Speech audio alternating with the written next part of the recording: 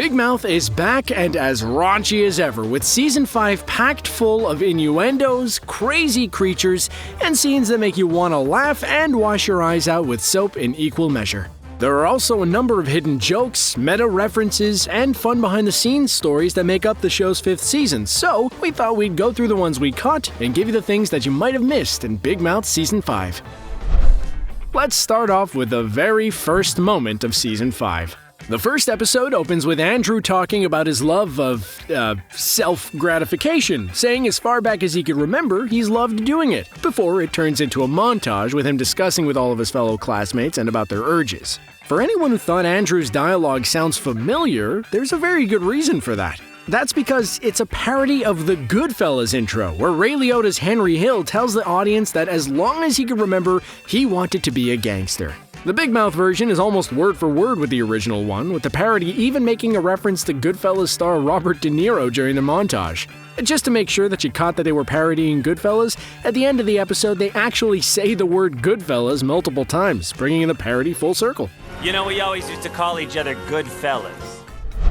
Keeping on with the first episode, the whole story follows self-gratification and No Nut November, as the characters, after being inspired by a jacked walnut-crashing Kumail Nanjiani, decide to partake in the tradition and not, well, you know. This storyline is very similar to one of the most memorable sitcom plotlines of all time. The Contest from Seinfeld, where Jerry, George, Elaine, and Kramer decide to hold a contest in which they don't, well, again, you know.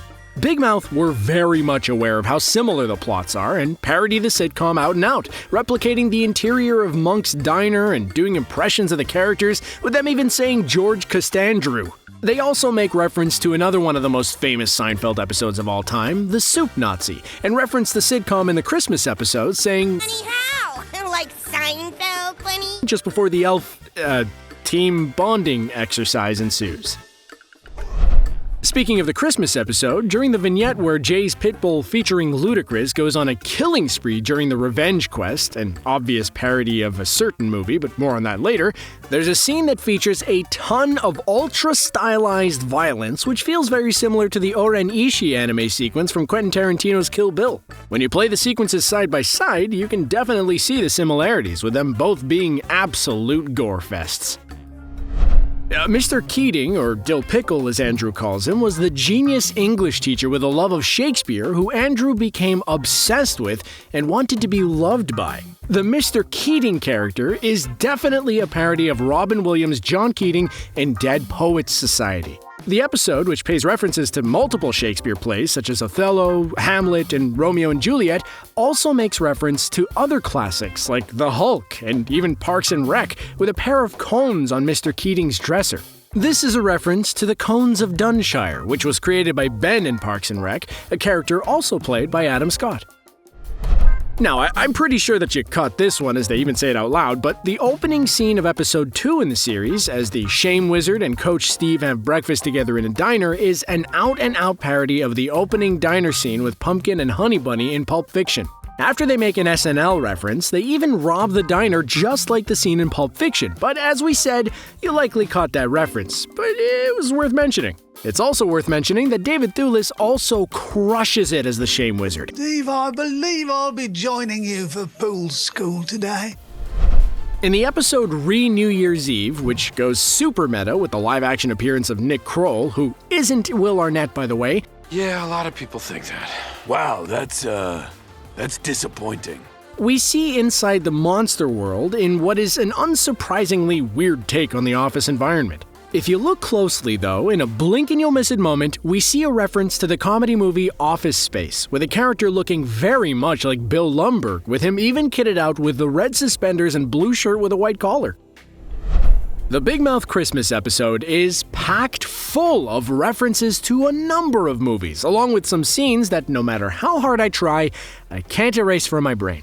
The most notable parody that we see in the episode is when it cuts to stop motion, which is a reference to a number of classic Christmas movies, such as The Year Without a Santa Claus, Rudolph the Red-Nosed Reindeer, and Santa Claus is Coming to Town. As we mentioned earlier, the vignette with Jay's Pitbull in the Christmas episode is definitely reminiscent of a particular famous action movie, that movie being John Wick. Except the human and the dog roles are reversed, with the human dying and the dog going on the vengeful killing spree. The dog's even wearing a black suit, while the villain looks very similar to John Wick villain Viggo Tarasov. I know you probably caught this one, but still. Now this is another one you likely caught because let's face it, it was pretty obvious, but just on the very slim chance you didn't catch it, with episode 2 making a very clear Dark Knight reference and the Joker with Andrew's, I don't know if I could say it on YouTube. Anyway, the very direct parody comes when they do a shot-for-shot remake of when the Joker tries to blow up the hospital in The Dark Knight, with the explosives also not working on the first time. Also, at the very end of the episode, there's a Looney Tunes reference as the circle closes around Lola after the whole egg incident. Going back to Mr. Keating's apartment now, like the Coens, if you look in the background, you might catch some hidden jokes. Keating has 2 posters for musicals in the hallway to his apartment, with the titles Kittens and Revolution, with both being clear parodies of Cats and Hamilton, with them using the exact same styles. Big Mouth has an absolutely stacked cast already, but Season 5 takes it even further with there being a number of high-profile cameos. The cameos include Hugh Jackman, who plays himself, well, kind of, Adam Scott as Mr. Keating, Kumail Nanjiani as himself, and another version of himself, Kristen Schaal as Bernie Sanders, no, not that one, although they do make a Feel the Burn joke, Brandon Kyle Goodman as Walter, Keke Palmer as Rochelle, Pamela Adlon as Sonia, and my personal favorite, Jermaine Clement voices Simon Seggs, with him even having the trademark glasses and sideburns. Combining the last 2 entries now, in the scene with Kumail Nanjiani, we can see a number of posters in the background for works he's appeared in, such as The Eternals, Silicon Valley, and The Big Sick. But they go a little further with the Big Sick reference, as well as taking a dig at Netflix's rival, Amazon Prime. The Big Sick, only on Amazon Prime, unfortunately. As you probably know, Jenny Slate left her role as Missy and was replaced by Ayo Edebiri. Slate had reportedly recorded her lines for Season 5, but after the recasting, Edebiri dubbed over them. Another change in casting was Chloe Fineman, who replaced Kat Dennings as Nick's older sister.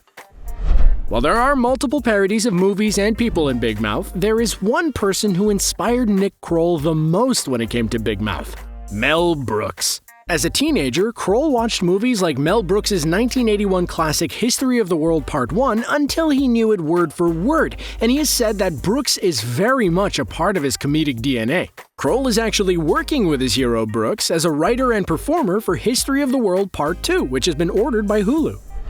One of the biggest new additions in Season 5 is that of the Love Bugs, but although this is the first time that we've seen them, we can expect to see a lot more of them in the future. That's because they'll play a prominent part in the upcoming Big Mouth spin-off series Human Resources, a workplace comedy set in the world of the monsters of Big Mouth.